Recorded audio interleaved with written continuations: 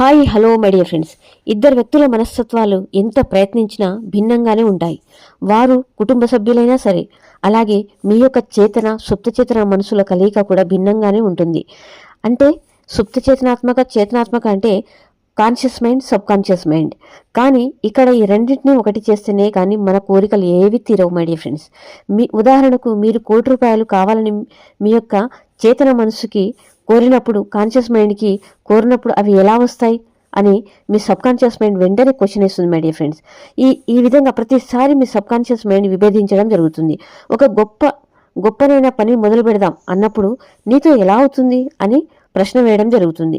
ఇలా ఎప్పుడు మిమ్మల్ని గందరగోళంలో పడవేస్తుంది. ఇప్పుడెలా? ప్రతి క్షణం మీరు తెలియకుండానే మిమ్మల్ని వ్యతిరేక ధోరణిలో ప్రశ్నిస్తుంది.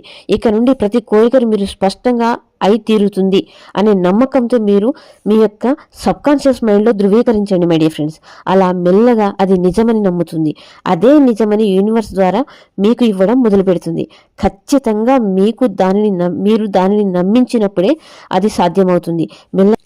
మెల్లగా విశ్వాన్ని శాసించడం మొదలు పెట్టండి మై డియర్ ఫ్రెండ్స్. బ్రతిమాలడం మానండి. Thank you universe. Thank you Guruji.